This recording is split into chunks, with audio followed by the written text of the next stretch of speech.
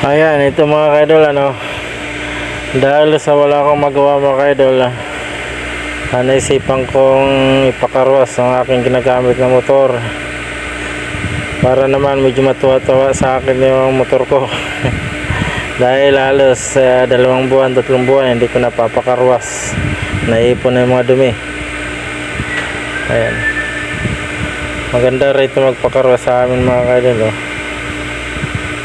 Talagang kahit kasulok-sulok ka ng ilaliman ng motor mo, talagang natanggal yung dumi. Minsan naman patikim natin sa mga ginagamit natin mga equipment yung kalinisan, para naman kahit paano laging bago. Ayan, sinasabunan na yan na.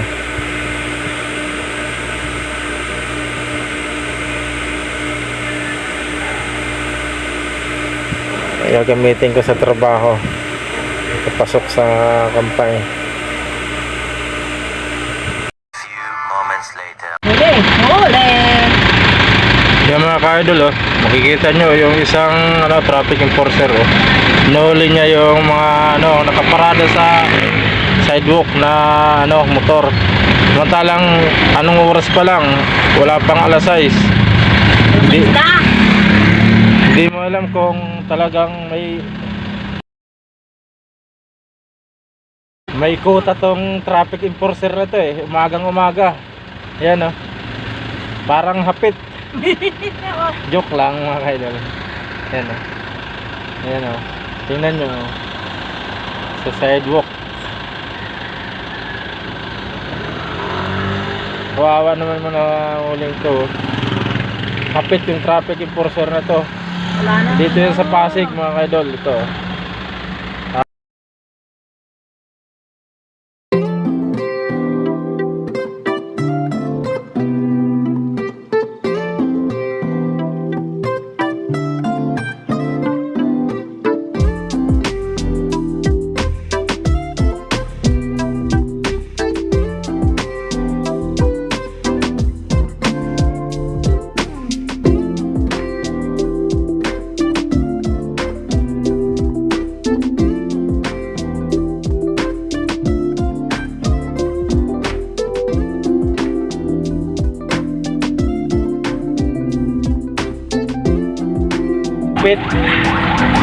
parang nag-iipon ng komisyon.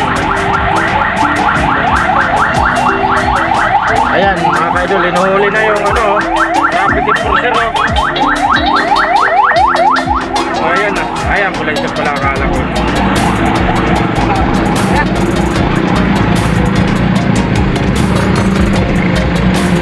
Kaya mga kaidol, mag-ingat-ingat sa mga pinapardahan, kasi biglang sumusulpot ang mga nanguhuli ngayon. Okay, let's go on the way sa trabaho.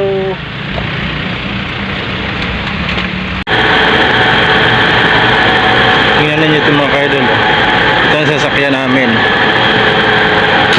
nakaparking. Tingnan mo, mag-isa lang siya. Kala mo kotse. Tingnan mo, nakaparking dyan, puro kotse. Yan